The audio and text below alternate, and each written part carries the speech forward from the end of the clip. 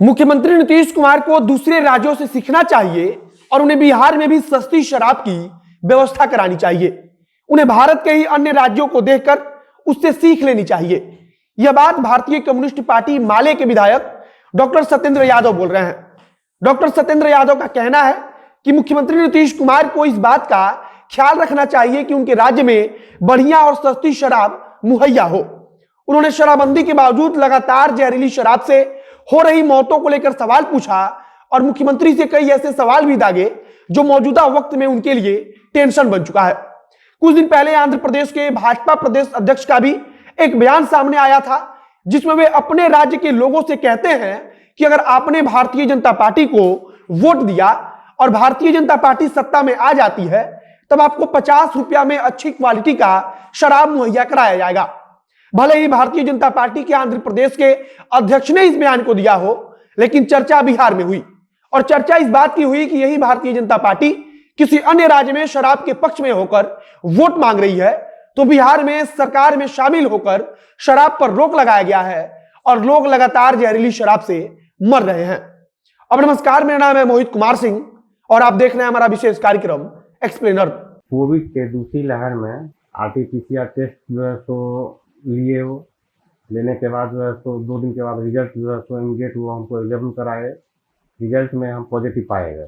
Positive result होने के बाद जो है तो सबसे बड़ी समस्या ये हुई कि अब हम इसका ट्रीटमेंट कहाँ से कराएं। ये सबसे परेशानी वाली बात यही हुई। उसके बाद हनुमान जी से हम इस पर कंसल्ट किए, बातचीत होने के बाद जो है तो उन्होंने हर एक तरह से सपोर्ट करना शुरू किया। हनुमान ऐप को डाउनलोड करें और इसका बेनिफिट आप उठाएं। बिहार की राजनीति में सबसे बड़ा मुद्दा अगर कुछ बना हुआ है तो वह है शराब। अब इस मुद्दे पर विधायक सत्येंद्र यादव सामने आए हैं, जो पहले भी अपने कई बयानों के कारण चर्चा में रह चुके हैं। सत्येंद्र यादव का कहना है कि सरकार और मुख्यमंत्री नीतीश कुमार शराबबंदी का जो बेसिक स्ट्रक्चर है उसे ही तोड़ने में विफल हो गए हैं। मतलब कि लोगों को शराब पीने से रोक नहीं पा रहे हैं और जब असली शराब बाहर से नहीं आ रही है तो बिहार के अंदर ही नकली शराब बनाई जा रही है और लोग नकली शराब पी रहे हैं, जिससे उनकी जान जा रही है और दूसरी तरफ माफिया का जेब भी भर रहा है। विधायक जी ने तो मुख्यमंत्री नीतीश कुमार को एक सलाह भी दी और कहा कि मुख्यमंत्री नीतीश कुमार को इस मामले में, मतलब कि शराबबंदी वाले मुद्दे पर दूसरे अन्य राज्यों से सीख लेनी चाहिए। उनके कहने का मतलब था कि दूसरे राज्यों में अच्छी क्वालिटी का शराब मिलता है, लेकिन बिहार में शराबबंदी के कारण ऐसा कुछ संभव नहीं है और इसी का परिणाम है कि लोग जहरीली शराब पीकर मर रहे हैं। विधायक जी ने तो यहां तक कहा कि मुख्यमंत्री नीतीश कुमार को इस बात का ख्याल रखना चाहिए कि राज्य के लोगों को सस्ते दाम पर अच्छी शराब मिलनी चाहिए। उन्होंने कहा कि मुख्यमंत्री को स्वस्थ और सस्ती शराब का इंतजाम कराना चाहिए।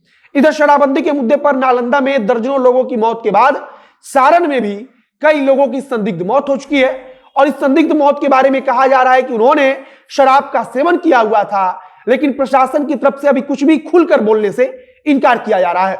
और शुरुआत में तो प्रशासन ने इसे सीधे तौर पर अफवाह करार दे दिया था।